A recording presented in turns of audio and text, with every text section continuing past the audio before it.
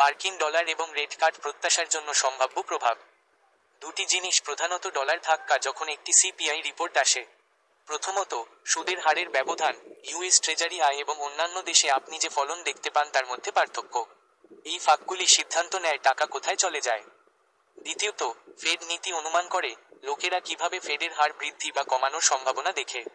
যারা অনুমান ফাঁক স্থানান্তর, যখন সিপিআই সংখ্যাগুলি পরিবর্তন করে যে লোকেরা ফেড কি করবে বলে আশা করে, তখন তারা মার্কিন সম্পদগুলিকে কতটা আকর্ষণীয় দেখায় তাও পরিবর্তন করে, যে ডলার উঠাতে পারে বা নামতে পারে। যখন সিপিআই হট দেখায়, বলুন মূল সংখ্যাটি 0.4% বা তার বেশি, এটি ইঙ্গিত দেয় যে মুদ্রাস্ফীতি এখনও শক্তিশালী। এর অর্থ হতে পারে ফেড আটসাঁট করতে থাকবে বা আরও কঠিন হবে। ব্যবসায়ীরা তখন আরও ডলার চায়, ট্রেজারির ফলন বেড়ে যায় এবং ডিএক্সওয়াই ডলার সূচক সাধারণত উপরে যায়। একই সময়ে স্টক চাপ অনুভব করতে পারে কারণ ঋণের খরচ বেশি দেখায়। কিন্তু একটি ঠান্ডা সিপিআই কোর 0.3% বা কম প্রস্তাব করে যে দামের বৃদ্ধি ধীর হচ্ছে, ফেড শীঘ্রই হারে বিরতি দিতে বা কমাতে পারে এই ভেবে বাজারটি আরও ডোভিশ হতে পারে। কম প্রত্যাশিত ফলন ডলারকে কম সুস্বাদু করে তোলে, তাই এটি প্রায়শই নিচে নেমে যায়। কোষাগারের ফলন কমতে থাকে এবং ইকুইটিগুলির মতো ঝুঁকিপূর্ণ সম্পদগুলি সস্তা অর্থ থেকে বৃদ্ধি পেতে পারে।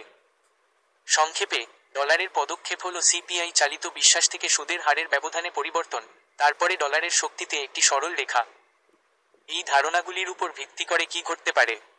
Hot CPI core 0.4% plus, dollar সম্ভবত অন্যান্য মুদ্রার বিপরীতে বেড়ে যায়, ডিএক্সওয়াই ক্লাইম্বস, ট্রেজারি ফলন বৃদ্ধি, স্টক কমে যেতে পারে। শীতল বা নিরপেক্ষ সিপিআই কোর তার চেয়ে কম বা সমান 0.3%, ডলার বিক্রি হতে পারে, ট্রেজারি ফলন হ্রাস, ইকুইটি সমাবেশ করতে পারে।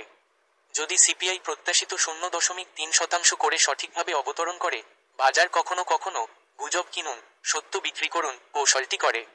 যদি লোকেরা ইতিমধ্যেই একটি হকিশ ফেডে মূল্য নির্ধারণ করে থাকে, তাহলে অন টার্গেট নম্বর ডলারে দ্রুত প্রযুক্তিগত হ্রাস ঘটাতে পারে। এটি দেখায় কেন শিরোনাম নম্বর এবং এটি উভয় বিষয়ের মতৈক্য থেকে কিভাবে আলাদা। সুতরাং, বর্তমান জলবায়ুতে বাজারগুলি মুদ্রাস্ফীতিতে সামান্য বৃদ্ধির আশা করছে। এর অর্থ যদি আমরা একটি নরম প্রিন্ট পাই, তাৎক্ষণিক প্রতিক্রিয়া 17 সেপ্টেম্বরে 50 বিট প্রতি সেকেন্ড হার কমানোর সম্ভাবনা দেখতে পারে। এটি মার্কিন ডলারে বিক্রির দিকে নিয়ে যাবে, তবে এটি স্থায়ী হওয়ার সম্ভাবনা নেই কারণ ডেটা সম্পূর্ণরূপে হজম হয়ে গেলে বাজারগুলি সম্ভবত শীতল হয়ে যাবে। সাম্প্রতিক ট্রেডিং সেশনে ইউএস ইকুইটিগুলি অনেক বেশি আগ্রহ আকর্ষণ করতে পারে কারণ তারা ক্রমাগত বৃদ্ধি পেয়েছে। আমি আশা করি যে ডেটা ইতিবাচক বা নেতিবাচক যাই হোক না কেন, আমরা ইউএস ইকুইটিগুলির সাথে যে অস্থিরতা দেখি তা অন্যত্র অস্থিরতার চেয়ে বেশি হবে। মার্কিন ডলার সূচক